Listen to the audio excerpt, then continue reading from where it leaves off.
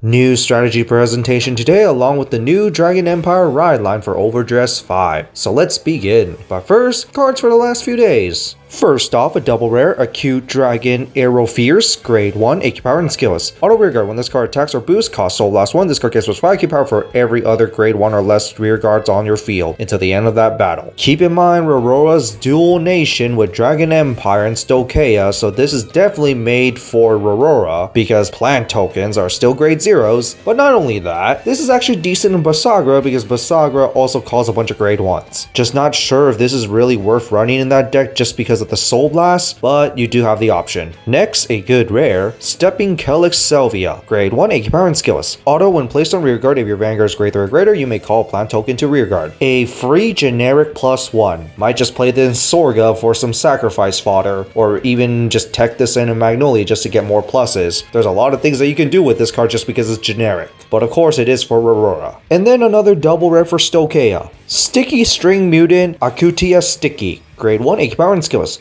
Act rearguard once per turn, cost counter +1, retire 2 other rearguards, draw a card, and this card gets with 5k power at the end of the turn. Yes, it does look overcosted because it's 1 counterblast with 2 sacrifices just to draw a card with some power. The only thing is, we do have those drop zone heavy decks. So just having the ability to clear up your board just to reset some on plays, that can be very powerful. The only thing I don't like is that it also costs 1 counterblast to do so. But I do see this as a good tech option for some drop zone heavy decks. Alright, now to the Tuesday stream / the strategy presentation. First off, to the new restriction list, which takes place on April Fools. Yes, really. First off, standard no restriction, premium no restriction. Before V, Hameo is now banned, Hip is now limited to 1, and then the choice restriction for Percival and Gurguit is no longer there, but Percival is now restricted to 1, which I personally don't like because I play Bluish Flames. I get why with Percival because it is very powerful, but just hitting it to 1 really hurts those Bluish Flame players like me. I just hope that when they make Pronin's Glare, it's not restricted with Percival too.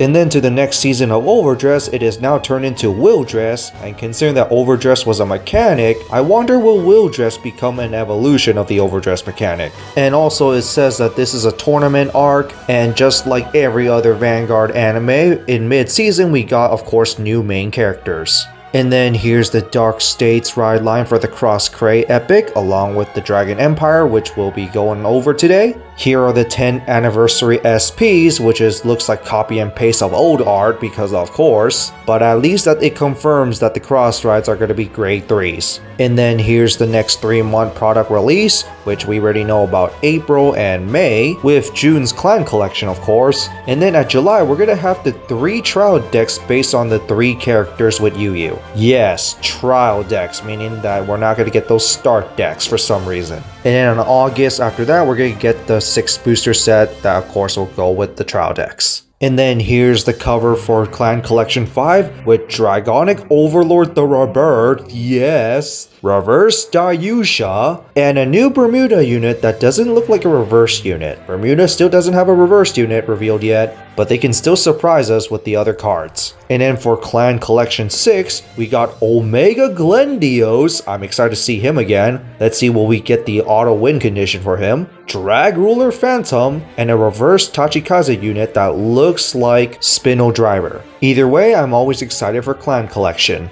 And then here's Shaman King 2, along with the new ride lines for the Shaman King 2. And then the new form of Asakura Yo, Spirit of Sword Asakura Yo, where it's a grade 3 with 30 power and you can only ride him on top of a grade 3 Asakura Yo. And its skill is auto when placed on Vanguard during the turn, this card gets plus 10k power and 1 crit. That's okay, it's just repeat on place though. And then the second skill is Oversoul. Act Vanguard once per turn, cost put a Amidaru from your rearguard to soul, and then during this turn, all your front row units gets plus 10k power, and then when this card attacks, it battles everything in 1 column. Pretty decent. On the turn that you place it, it could be a 33k beater with 2 crits that could attack 2 units. Nothing amazing, but I say it's a good upgrade for the Asakura Yo deck. And then to a promo during the Tuesday stream, like Melody Charlotte, grade 1, 8 power and skills. Auto, when placed on rearguard from hand, if your Vanguard is grade 3 or greater, cost counter +1, choose a song from your drop zone and put it back to your hand. Just very helpful to recycle your songs. Yes, your songs are going to be at the order zone, but just in case that you need to discard them or damage zone reasons, this can help some recycling. And now to the Tamayura Ride Line. Here's the starter, 9-tailed fox spirit Tamayura. And then of course the grade 1 in the Calm Sunlight Tamayura, which has a K power of course, and the skill is auto when placed on Vanguard by riding on top of the grade 0 Tamayura, or the top 7 cards for your deck, and then choose one Ririmi or Ramrami or a Fox Art card from among them and add it to your hand. Typical grade 1 that searches out your pieces, and this card also has a glitter ability because of course dual nation reasons. And into the grade 2 Festival of Burning Tamayura, which of course has 10k power, and the skill is auto when placed on Vanguard by riding on top of grade 1 Tamayura. Choose one Ririmi or Rarami from your drop zone and put it back to your hand. Typical grade 2 that just negates your minus. And also has a glitter ability.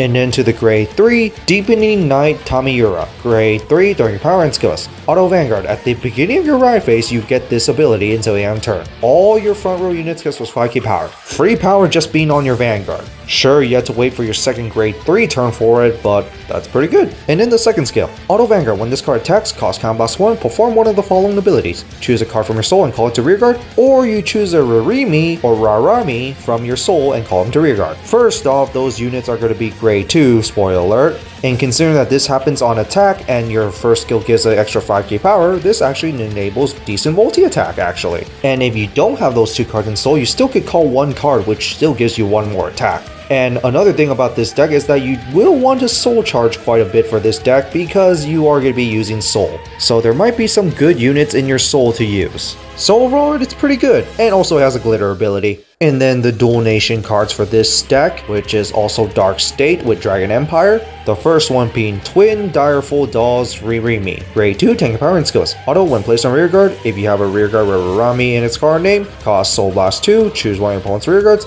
and your opponent puts that to soul.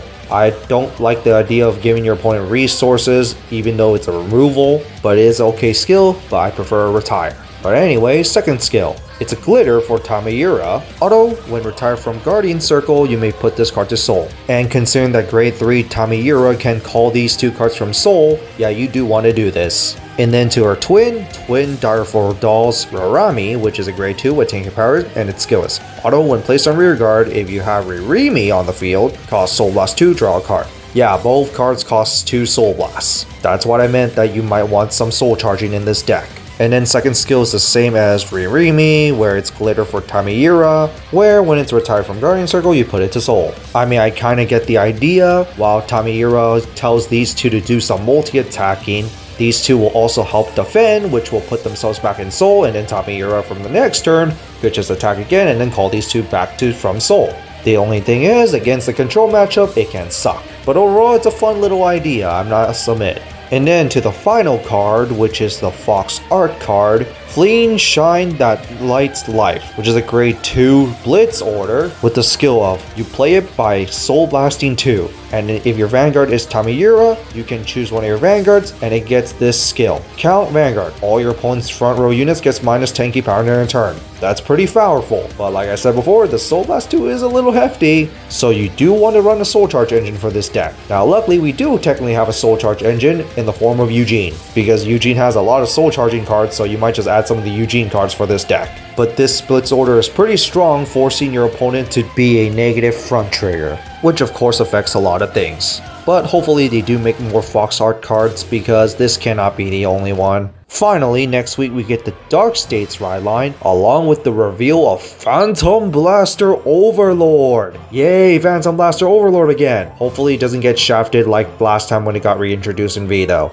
Because for some reason, Phantom Blaster Overlord out of the 3 original cross rides always gets shafted. But considering that it's the end of year 1 of Overdress and most of the cards are not like super overwhelming, it might actually be not too bad. So that's it for these reveals along with the product information. First off, what do you guys think about the ban list? A little hurtful with the Bluish Flame part, because I do play a Bluish Flame deck. For the new Will Dress season, I say I am excited because Overdress has been very fun so far, and I do like that they decided to go back to the slice of life element from it, and it's been pretty consistent. Looking forward to the new products, especially Clan Collection, and what kind of new decks our characters will bring. I just really hope that the Will Dress characters do not replace the Overdress characters, because Yu is the only one shown with Will Dress so far. Although it's probably shown at the reference art just his sign of growth. Shaman King, we did get a new Yo, which is pretty nice. And of course, I did like the Shaman King stuff. Although, I'm still wondering when are we going to get the English release. And then the Tamayura Ride Line, which has a fun concept. And I like how so far the Dragon Empire decks we got are having a lot of waifus other than Eugene. Kinda weird for Dragon Empire, and it's not filled with a bunch of dragons. But anyway, that's it for this, and I am excited for Phantom Blaster Overlord. And please be actually decent for Overdress, and it's time to say goodbye.